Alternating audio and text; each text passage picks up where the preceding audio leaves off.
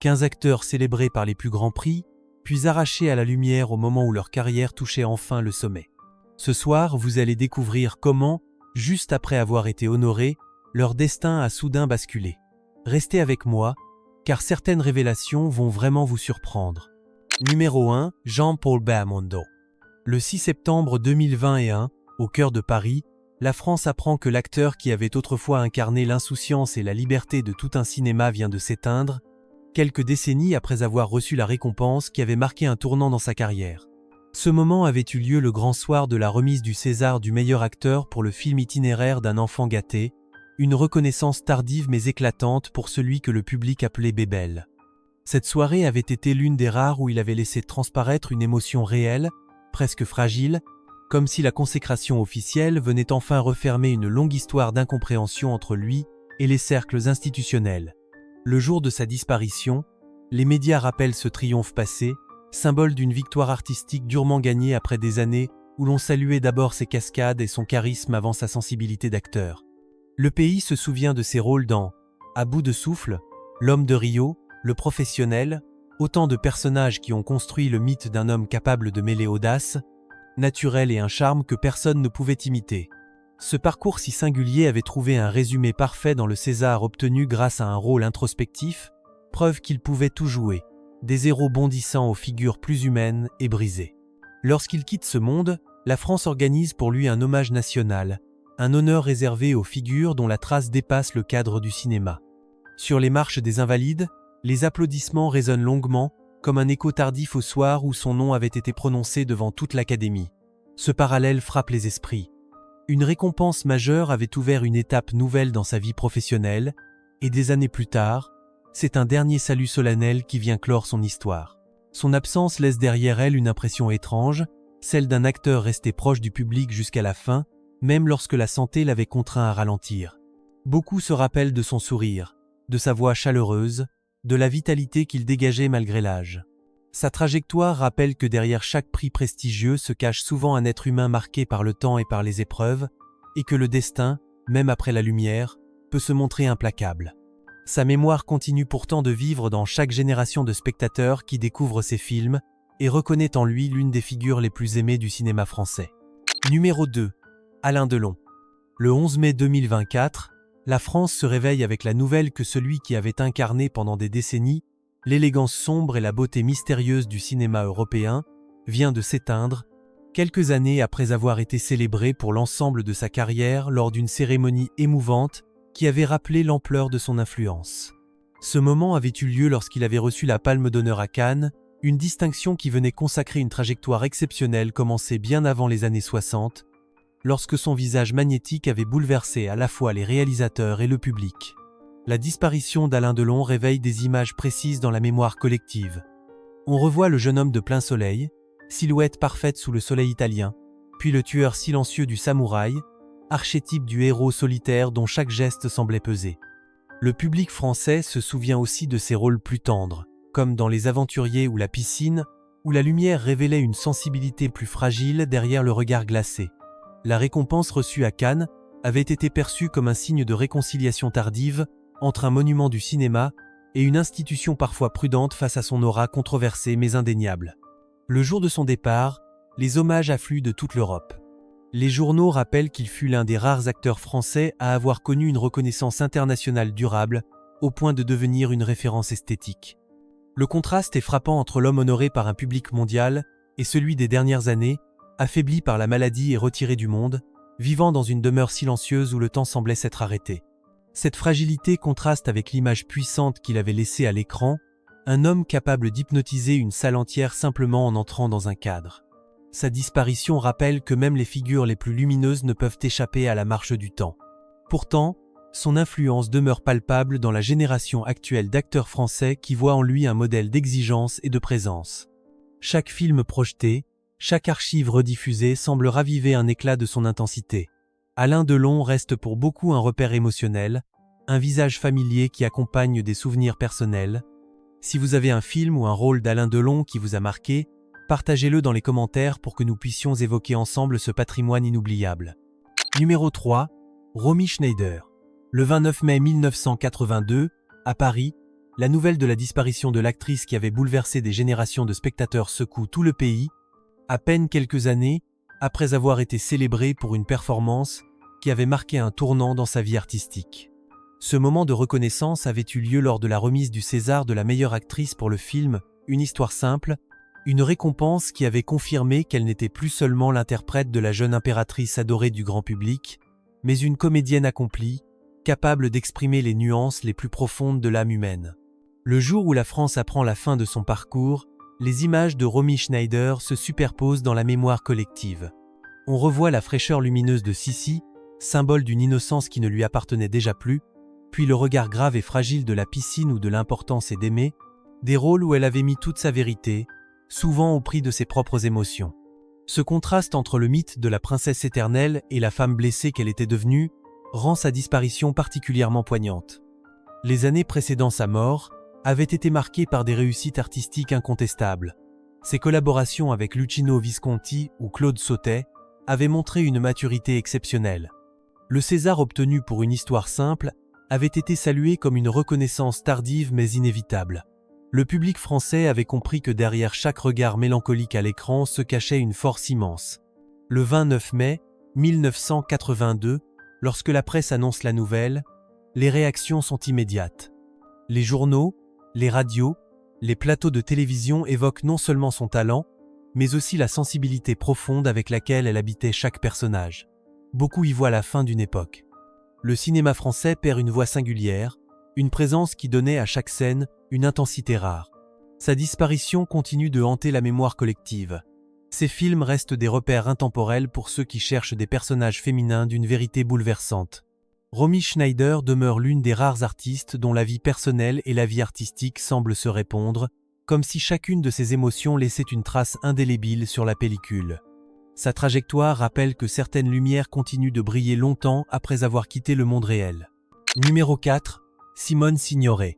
Le 30e septembre 1985, la France apprend que l'une de ses voix les plus fortes et les plus respectées du cinéma vient de s'éteindre, quelques années après avoir été couronnée par les distinctions les plus prestigieuses.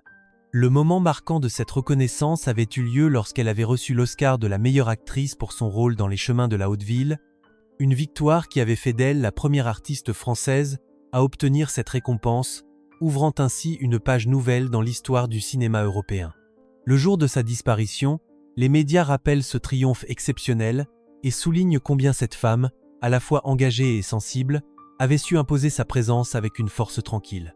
Les images de Simone Signoret apparaissent aussitôt dans la mémoire collective. On la revoit dans Casque d'or, silhouette solaire entourée de lumière, puis dans Les Diaboliques, personnage énigmatique qui avait durablement marqué l'imaginaire du public. Son talent n'était pas seulement une affaire de technicité ou de jeu. Il venait du regard, de cette profondeur singulière capable de dire bien plus que les mots. Le chemin vers cet Oscar n'avait pourtant rien d'un long fleuve tranquille. Simone Signoret avait dû affronter les préjugés sur son apparence, sur son style de jeu jugé trop naturel, trop ancré dans la réalité. Mais cette authenticité, justement, avait fini par devenir sa marque de fabrique. Lorsque son nom avait été prononcé lors de la cérémonie américaine, c'était comme si le cinéma mondial reconnaissait enfin ce que le public français savait depuis longtemps, à savoir qu'elle possédait une puissance intérieure que rien ne pouvait briser. Le 30e septembre 1985, lorsque la nouvelle circule, le monde artistique exprime une émotion profonde. Les journaux publient des hommages qui évoquent non seulement son talent, mais aussi son engagement humain et politique. Simone Signoret avait été une femme de conviction, une intellectuelle respectée qui utilisait sa notoriété pour défendre des causes qui lui tenaient à cœur. Cette dimension donnait encore plus de relief à sa carrière d'actrice. Sa disparition marque un tournant. Le cinéma français perd une figure dont la présence semblait presque immuable. Pourtant, ses films continuent de traverser le temps avec une force intacte. Chaque génération qui découvre ses rôles comprend immédiatement pourquoi elle fut récompensée au plus haut niveau. Simone Signoret reste l'incarnation rare d'une artiste dont la vérité, la dignité et la profondeur continuent d'émouvoir bien après son dernier souffle. Numéro 5. Annie Girardot. Le 28 février 2011, la France apprend que l'actrice que plusieurs générations avaient adoptée comme une présence familière vient de s'éteindre, quelques années après avoir été de nouveau portée au sommet, grâce à l'une des récompenses les plus émouvantes de sa carrière. Ce moment avait eu lieu lors de la remise du César de la meilleure actrice dans un second rôle, pour son apparition bouleversante dans La Pianiste, une soirée où le public avait vu une Annie Girardot, submergée par l'émotion, consciente qu'elle retrouvait enfin la lumière qu'elle méritait depuis longtemps.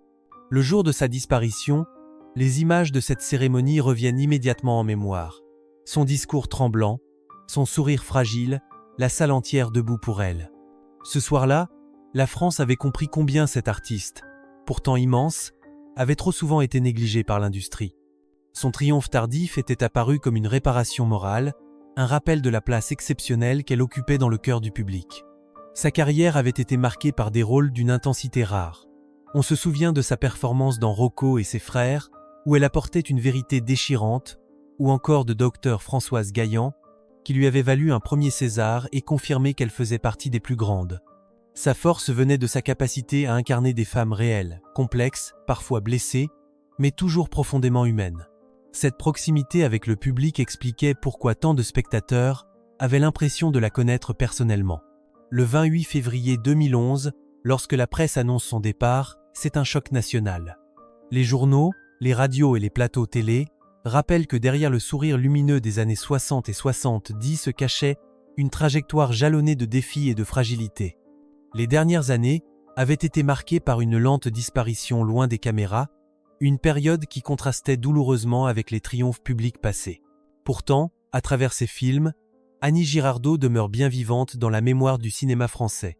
Son jeu limpide, sa sincérité désarmante et sa capacité à faire vibrer chaque scène continuent de toucher ceux qui la découvrent aujourd'hui. Sa trajectoire rappelle qu'une récompense majeure peut rééclairer une vie entière, même lorsque le temps semble vouloir effacer une étoile. Le public n'a jamais cessé de lui être fidèle, et c'est cette fidélité qui assure à son nom une place indélébile dans l'histoire du cinéma. Numéro 6, Philippe Noiret. Le 23 novembre 2006, la France perd l'un de ses acteurs les plus aimés, quelques années seulement, après avoir été honoré une dernière fois par une récompense qui avait rappelé l'ampleur de son talent et de sa longévité artistique. Le moment décisif avait eu lieu lorsqu'il avait reçu le César du meilleur acteur pour son rôle dans La Vie et rien d'autre, une interprétation magistrale qui avait confirmé qu'il demeurait, malgré les décennies, une figure incontournable du cinéma français. Le jour de sa disparition, les hommages affluent immédiatement. Les journaux rappellent non seulement son César, mais aussi la manière dont il avait su traverser toutes les époques, sans jamais perdre la finesse ni la profondeur qui faisait la qualité de son jeu. On revoit alors ses rôles dans Le Vieux Fusil, où il incarnait la douleur avec une retenue bouleversante, ou encore dans Cinéma Paradiso, où il offrait une présence chaleureuse et rassurante que le public n'a jamais oubliée. Philippe Noiret avait cette capacité rare de mêler humour, gravité et humanité dans chacun de ses personnages. Il pouvait passer d'un rôle grave à une comédie légère avec une aisance qui témoigne d'une compréhension intime de l'âme humaine. Les réalisateurs appréciaient sa précision et son humilité, deux qualités qui lui avaient permis de bâtir une carrière immense sans jamais chercher le spectaculaire. Son visage, souvent marqué par une douce mélancolie, était devenu pour le public celui d'un ami discret mais profondément présent. Le 23 novembre 2006, lorsque la nouvelle se répand, la peine ressentie par les spectateurs est authentique. Beaucoup se souviennent de sa voix grave et chaleureuse, de son regard attentif, de cette impression qu'il jouait toujours avec une forme de vérité intérieure. Les générations qui ont grandi avec ces films comprennent qu'elles viennent de perdre un repère, un visage familier qui accompagnait depuis longtemps la vie culturelle du pays. Son départ résonne aujourd'hui encore comme la fin d'une époque, celle d'un cinéma fait de simplicité et de profondeur. Pourtant, grâce à la richesse de sa filmographie, Philippe Noiret continue de vivre dans chaque scène où il apparaît, offrant encore et encore cette humanité délicate qui faisait toute sa singularité. Si un rôle de Philippe Noiret vous a particulièrement marqué, vous pouvez le partager dans les commentaires pour perpétuer sa mémoire et échanger avec d'autres passionnés. Numéro 7, Michel Serrault. Le 29 juillet 2007, la France découvre avec stupeur que l'un de ses acteurs les plus emblématiques vient de disparaître, quelques années après avoir été consacré par une distinction qui avait confirmé de manière définitive la place unique qu'il occupait dans le paysage cinématographique. Le moment qui avait scellé cette reconnaissance avait eu lieu lorsqu'il avait reçu son 3e César du meilleur acteur pour Nelly et Monsieur Arnaud, une performance maîtrisée qui venait couronner une carrière marquée par une rare polyvalence. Le jour de sa disparition, les médias rappellent immédiatement l'ampleur de son parcours. On revoit le Serrault des débuts, celui des cabarets, du duo avec Poiret, des fous rires partagés sur scène. On se souvient ensuite de La Cage aux folles, où son interprétation d'Albine avait bouleversé les habitudes du cinéma français en donnant à un personnage marginal une profondeur affective que peu d'acteurs savaient offrir. Ce rôle, qui aurait pu rester cantonné à la comédie, révélait déjà une maîtrise subtile des émotions. Les années qui suivent montrent un Michel Serrault en pleine métamorphose artistique. Les réalisateurs remarquent son intelligence de jeu, sa capacité à faire exister un personnage sans jamais forcer le trait. On le voit dans Garde à vue, où il incarne un homme assiégé de doutes avec une intensité presque étouffante. Cette performance lui vaut un deuxième César et confirme qu'il peut tout jouer, de la légèreté la plus aérienne aux rôles les plus sombres. Le 29 juillet 2007, lorsque la nouvelle de sa disparition circule, le public ressent un choc profond. Michel Serrault faisait partie de ces acteurs dont la présence semblait éternelle, toujours capable de surprendre, de toucher ou de faire sourire. Sa voix douce, sa diction précise, son regard parfois mélancolique, tout cela constituait une signature immédiatement reconnaissable.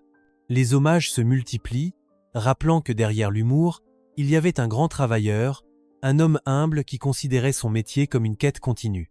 Sa disparition laisse un vide immense dans le cinéma français. Pourtant, ses rôles continuent de vivre, traversant les décennies sans perdre leur force. Chaque génération qui découvre ses films comprend qu'il s'agissait d'un acteur rare, capable de tout incarner avec une vérité bouleversante. Michel Serrault demeure l'exemple parfait de l'artiste complet, dont la carrière se lit comme un voyage à travers toutes les émotions humaines. Numéro 8, Jane Birkin. Le 6 juillet 2023, la France apprend que l'artiste qui avait su toucher plusieurs générations avec sa douceur et sa sensibilité vient de disparaître, peu de temps après avoir été honorée une dernière fois pour l'ensemble de son parcours. Le moment marquant avait eu lieu lorsqu'elle avait reçu une victoire d'honneur lors d'une cérémonie particulièrement émouvante, une reconnaissance qui venait saluer non seulement sa carrière musicale, mais aussi son empreinte profonde sur la culture française. Le jour de l'annonce de sa disparition, les images de cette soirée d'hommage resurgissent immédiatement. On revoit Jane Birkin, silhouette frêle mais lumineuse, sourire timide, accueillant la récompense avec une gratitude sincère. Sa voix douce, presque chuchotée, exprimait une émotion simple et authentique qui touchait profondément le public. Cette récompense avait été perçue comme un geste d'amour de la part de toute une nation, un remerciement pour des décennies de présence artistique et humaine. Jane Birkin avait toujours entretenu une relation singulière avec la France. Arrivée d'Angleterre dans les années 60, elle était devenue malgré elle une icône française. Son timbre de voix, sa personnalité libre, ses collaborations avec Serge Gainsbourg, Jacques Doyon ou Agnès Varda avaient façonné une identité artistique multiple, à la fois fragile et audacieuse. Ses chansons, comme ses rôles au cinéma, portaient une vérité intime qui la rendait immédiatement identifiable. Le 16 juillet 2023, lorsque la nouvelle se répand, le pays tout entier exprime une profonde tristesse. Les médias rappellent que Jane Birkin n'était pas seulement une artiste, mais une présence rassurante. Elle était devenue une figure familière, presque familiale, une artiste dont la gentillesse transparaissait dans chaque interview, chaque apparition, chaque geste envers le public. Sa sensibilité n'était jamais un effet de style, mais l'expression d'une manière d'être. Les hommages officiels affluent, évoquant son engagement humanitaire, son attachement à ses filles, sa discrétion mêlée de courage. Les spectateurs se souviennent de ses rôles marquants, de ses concerts intimistes, de cette manière unique qu'elle avait de chanter comme si elle confiait un secret. Ces dernières années, marquées par des soucis de santé, n'avaient jamais altéré l'affection que le public lui portait. Sa disparition marque la fin d'une voix singulière, à la fois légère et profonde. Pourtant, grâce à ses films, ses chansons et les multiples traces laissées dans la culture française, Jane Birkin demeure vivante dans la mémoire collective. Chaque retrouvaille avec son travail rappelle à quel point elle avait su transformer la fragilité en force et offrir au public une sensibilité rare. Numéro 9, Michel Bouquet. Le 13 avril 2022, la France apprend que l'un de ses acteurs les plus respectés vient de disparaître, quelques années après avoir été une nouvelle fois célébré pour l'ensemble de son œuvre. Le moment marquant de cette reconnaissance avait eu lieu lorsqu'il avait reçu un Molière d'honneur, une distinction qui venait saluer une carrière théâtrale et cinématographique, traversée avec une constance remarquable et une exigence de chaque instant. Le jour de l'annonce de sa disparition, les souvenirs affluent aussitôt dans la mémoire collective. On revoit Michel Bouquet dans ses rôles mythiques, son regard pénétrant, sa diction précise, son art de faire naître la tension sans élever la voix. Il avait cette capacité rare à rendre captivante la moindre réplique, comme si chaque mot contenait un secret que lui seul savait révéler. Ses interprétations dans Le Promeneur du Champ de Mars, L'exercice de l'État ou encore Comment tuer son père étaient devenues des références pour les spectateurs comme pour les jeunes comédiens. Le Molière d'honneur qui lui avait été remis avait été accueilli avec un respect unanime. Il représentait l'aboutissement naturel d'une vie consacrée à son métier. Michel Bouquet n'était pas un acteur de l'instant, il était un artisan de la parole, un maître du rythme et de la nuance. Sur scène, il imposait une présence à la fois discrète et puissante. Au cinéma, il transformait les personnages les plus complexes en figures profondément humaines. Le 13 avril 2022, lorsque la nouvelle de sa disparition se répand, les hommages se multiplient. Les institutions culturelles saluent un homme rigoureux, humble, profondément attaché à la transmission. Les journaux rappellent qu'il avait consacré des années à enseigner son art, convaincu que le théâtre était un lieu de vérité et de partage. Les réalisateurs se souviennent de sa précision, de son sens du détail, de cette manière de travailler chaque scène comme une miniature patiemment sculptée. Le public, quant à lui, exprime une tristesse particulière. Michel Bouquet faisait partie de ces acteurs que l'on croyait immortels, tant leur voix et leur présence semblaient ancrées dans la mémoire du pays. Sa disparition marque la fin d'une époque où le jeu reposait sur la profondeur intérieure plutôt que sur la recherche du spectaculaire. Pourtant, son héritage demeure. Ses films continuent de toucher, ses rôles théâtraux sont enseignés, ses entretiens inspirent encore ceux qui cherchent à comprendre la complexité du métier d'acteur. Michel Bouquet laisse derrière lui une œuvre dense, exigeante et profondément humaine, témoignage d'une vie consacrée à donner du sens aux mots et du poids au silence. Numéro 10, Michel Blanc. Le 24 février 2025, la France apprend avec une profonde émotion que l'acteur et réalisateur qui avait accompagné tant de moments de cinéma vient de s'éteindre, quelques années après avoir reçu une distinction majeure qui avait rappelé toute l'étendue de son talent. Le moment décisif avait eu lieu lorsqu'il avait obtenu le César du meilleur acteur dans un second rôle pour L'exercice de l'État, une récompense qui était venue reconnaître un parcours riche, varié et marqué par une capacité unique à évoluer entre comédie populaire et rôle dramatique d'une grande intensité. Le jour de l'annonce de sa disparition, les souvenirs affluent immédiatement. On revoit Michel Blanc dans Les Bronzés, personnage maladroit et attachant devenu culte, puis dans Tenue de soirée, rôle qui lui avait valu le prix d'interprétation masculine à Cannes et avait révélé un acteur capable de subtilité, de profondeur et de gravité. Cette dualité faisait partie de son charme et expliquait pourquoi le public français lui était resté fidèle pendant plusieurs décennies. Le César reçu pour L'exercice de l'État avait constitué un moment particulier dans sa carrière. On y voyait une reconnaissance officielle du monde du cinéma, saluant la maturité d'un artiste qui avait su dépasser les étiquettes de ses débuts pour devenir une figure incontournable du paysage culturel. Cette distinction tardive avait montré à quel point Michel Blanc avait su se réinventer sans jamais perdre la sincérité et la précision de son jeu. Le 24 février 2025, lorsqu'on apprend sa disparition, les hommages se multiplient. Les réalisateurs saluent un acteur rigoureux, curieux et profondément investi dans chaque rôle. Ses partenaires de scène et d'écran rappellent son humour bienveillant, son sens du travail collectif, sa capacité à créer un climat de confiance sur les tournages. Les spectateurs, eux, se souviennent de sa voix immédiatement reconnaissable, de son regard à la fois doux et inquiet, de cette présence discrète mais toujours juste. La tristesse ressentie ce jour-là témoigne de l'attachement que le public nourrissait pour lui. Michel Blanc faisait partie de ces acteurs qui semblaient faire partie du quotidien, comme un visage familier que l'on retrouvait avec plaisir d'un film à l'autre. Son départ laisse un vide, mais aussi une œuvre riche, témoignant d'une carrière menée avec constance et honnêteté.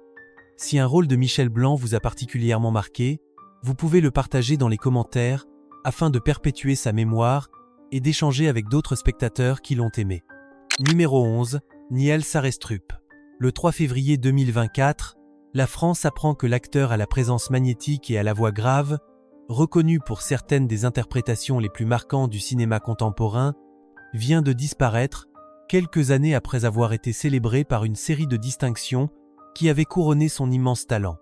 Le moment décisif de cette reconnaissance avait eu lieu lorsqu'il avait reçu son 3e César du meilleur acteur dans un second rôle pour sa performance dans Quai d'Orsay, un hommage rare qui plaçait Niels Arestrup dans le cercle très fermé des comédiens ayant remporté autant de fois cette récompense. Le jour où la nouvelle se répand, les réactions fusent immédiatement. Le public et la presse se souviennent de cet acteur capable de créer, en quelques gestes, une tension presque palpable.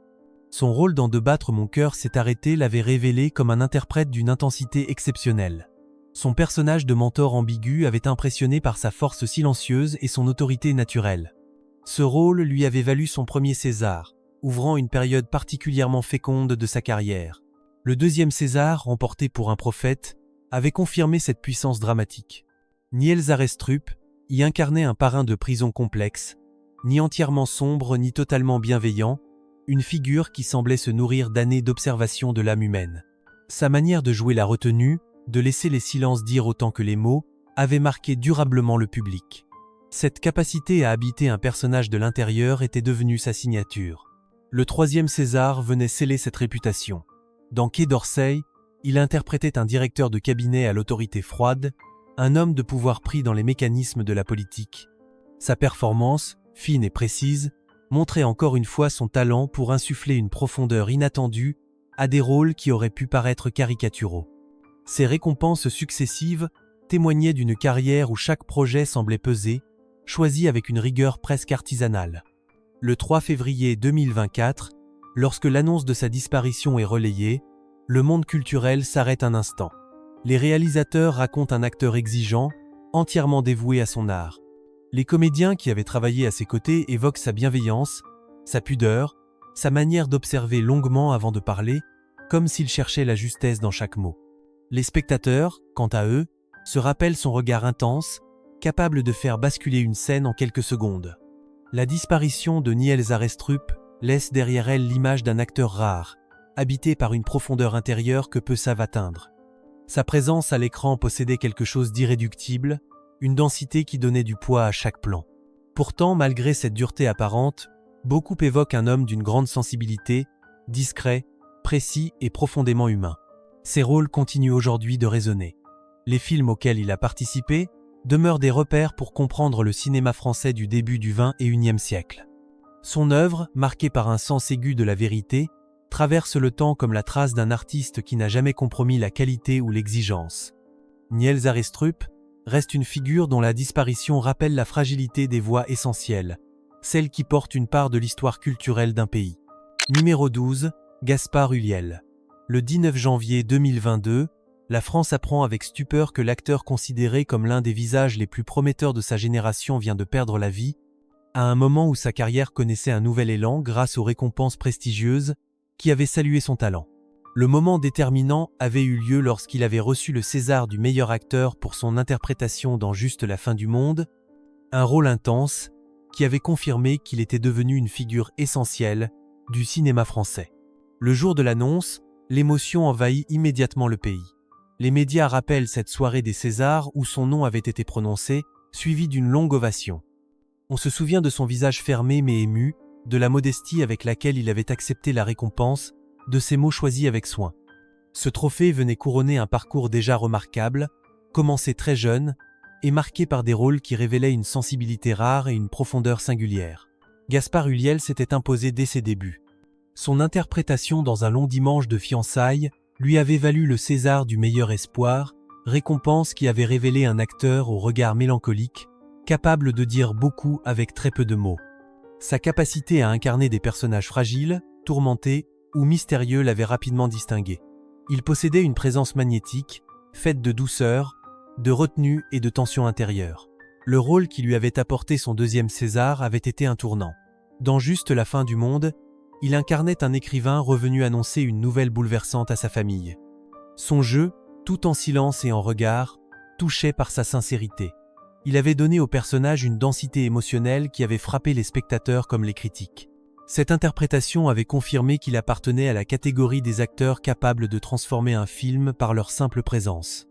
Le 19 janvier 2022, lorsque la nouvelle se répand, le monde du cinéma se fige.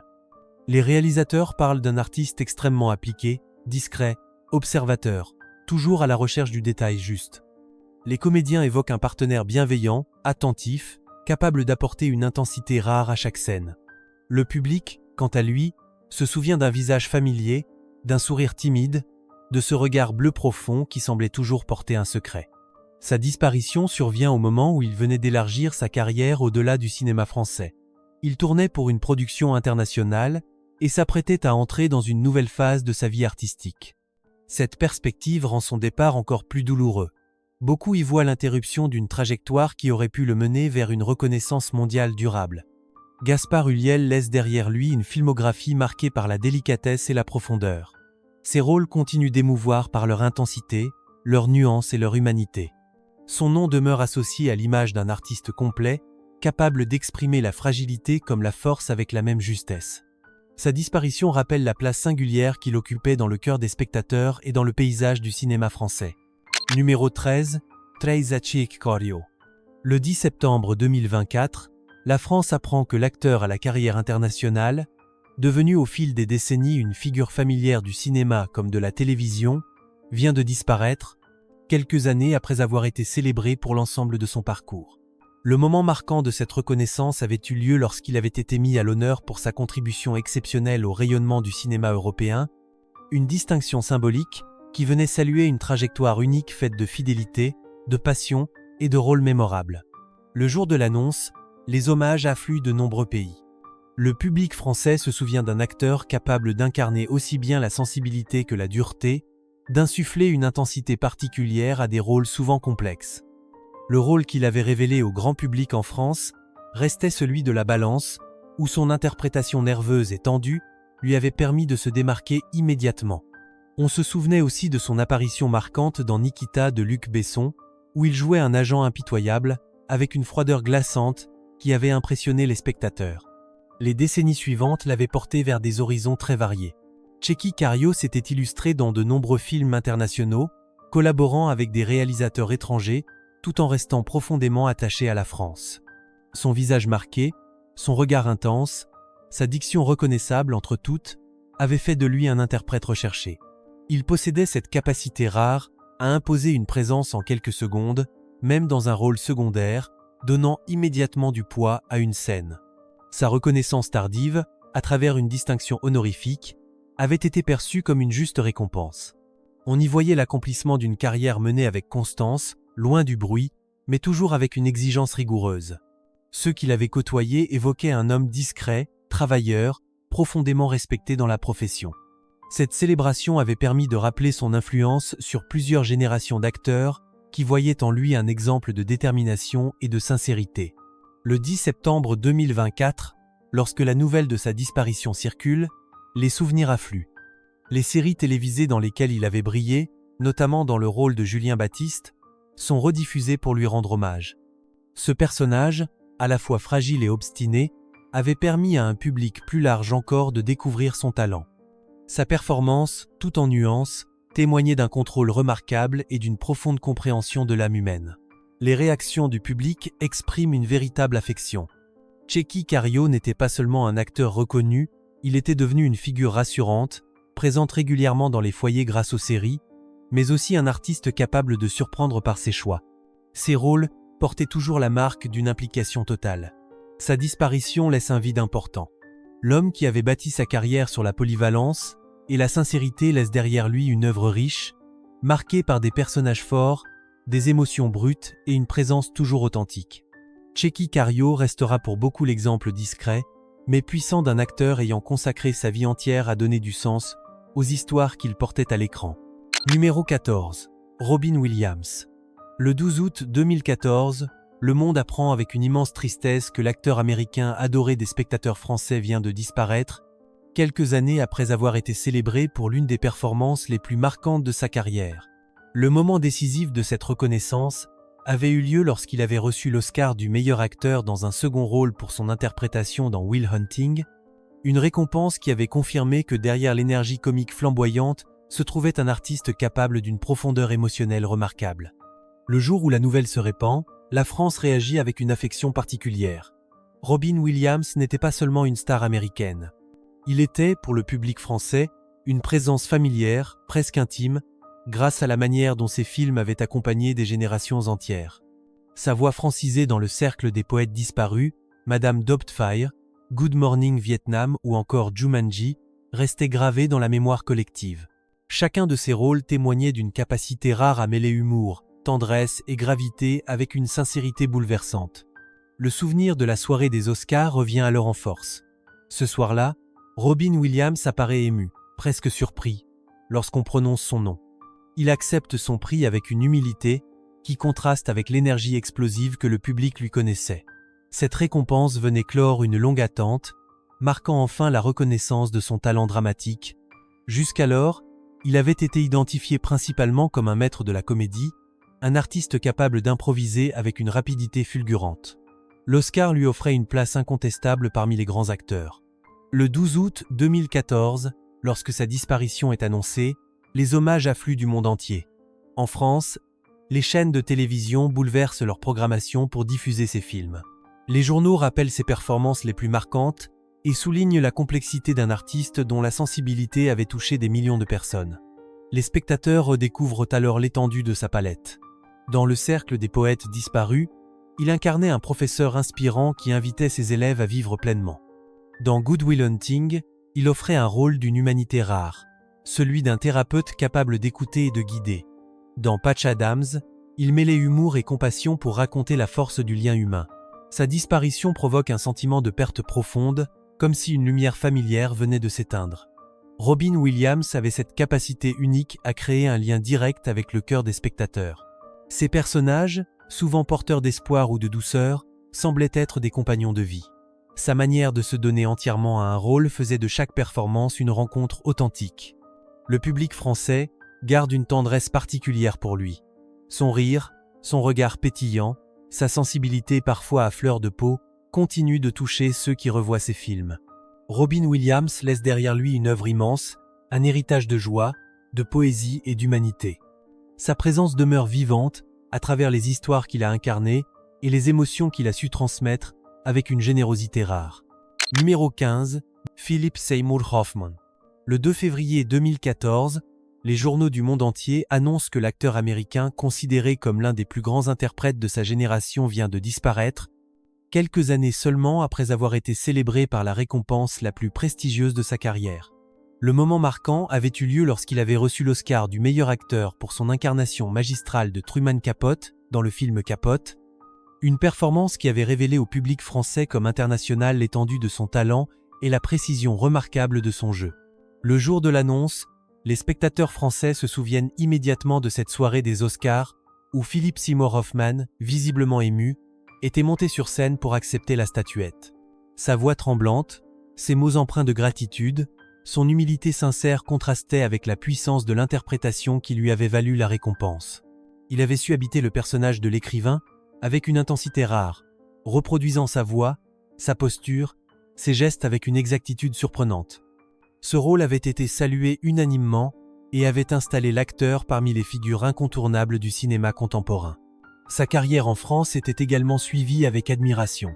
Les spectateurs avaient été profondément marqués par ses rôles dans Magnolia, où il incarnait un infirmier compatissant, puis dans The Master, où sa présence imposante et son jeu d'une grande finesse avaient été largement commentés et analysés. Philip Seymour Hoffman possédait un don particulier pour rendre ses personnages profondément humains, même lorsqu'ils évoluaient dans des univers tourmentés. Sa capacité à mêler fragilité et puissance émotionnelle le distinguait parmi ses pairs. Le 2 février 2014, lorsque la nouvelle de sa disparition se répand, les réactions sont immédiates. Les réalisateurs qui avaient travaillé avec lui évoquent un acteur d'une exigence rare, toujours prêt à s'impliquer totalement dans ses rôles. Les comédiens saluent un partenaire généreux, attentif, capable d'élever le jeu de ceux qui partageaient la scène avec lui. Le public français exprime une admiration sincère pour cet artiste discret, mais profondément marquant, dont le regard mélancolique semblait toujours porter une vérité intérieure. Sa disparition laisse une impression de vide profond, car Philip Seymour Hoffman appartenait à cette catégorie d'acteurs dont la présence seule suffisait à créer une tension dramatique ou une émotion intense. Il savait transformer chaque scène en un moment authentique. Ses personnages n'étaient jamais joués, ils semblaient vécus de l'intérieur, comme si l'acteur s'était effacé pour laisser place à une âme à part entière. Aujourd'hui encore, sa filmographie continue d'émouvoir. Les rôles qu'il a laissés derrière lui témoignent d'une maîtrise exceptionnelle, d'une sensibilité rare et d'une intelligence artistique qui traverse le temps. Philip Seymour Hoffman reste dans la mémoire collective comme un acteur d'une profondeur incomparable, dont chaque apparition rappelait que le cinéma peut capturer l'essence la plus sincère de l'être humain. Merci d'avoir suivi cette histoire jusqu'au bout. Si vous aimez ce type de contenu, n'oubliez pas de vous abonner. À très bientôt et prenez soin de vous.